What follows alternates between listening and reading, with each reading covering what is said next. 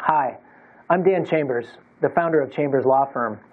This is the next in a series of videos that I'm doing on the criminal procedure process, the criminal justice system, and trying to help you understand that process in your misdemeanor or your felony case. In other words, I'm trying to demystify this and put it in terms that you'll understand about what's happening on your case. Last time we were here, we talked about an important, critical phase in your felony case called the pretrial and preliminary hearing phase. If you'll remember, the preliminary hearing phase, or the preliminary hearing, was when the judge listened to evidence, the prosecution calls in witnesses, police officers, maybe an alleged victim of a crime, to testify about what happened, and the judge makes up his or her mind about whether there's enough evidence for you to stand trial. It doesn't determine your guilt or innocence.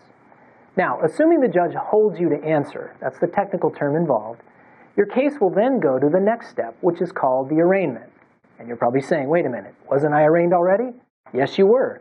But now it's a different type of arraignment. And in fact, the document even changes names. It's no longer called a felony complaint, it's called a felony information, but basically serves the same function. It lists all of the charges against you that the district attorney or prosecutor intends to go to trial on. And usually it's based on the evidence that came out at your preliminary hearing.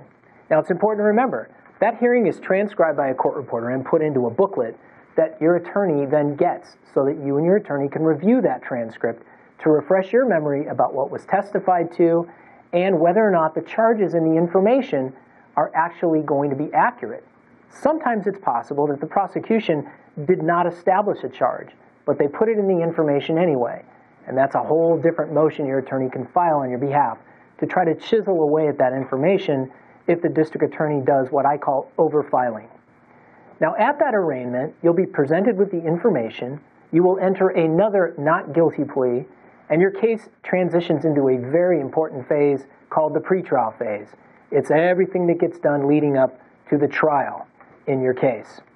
So, in our next video, we'll talk about that pretrial phase and all of the things that need to be accomplished.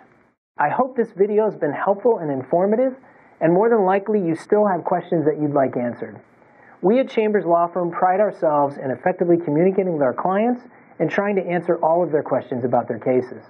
Please feel free to contact us with questions or concerns about your specific situation. And for our prospective clients, please remember, we always provide a free consultation, and we have Spanish speakers available to assist you if necessary. Thank you for watching.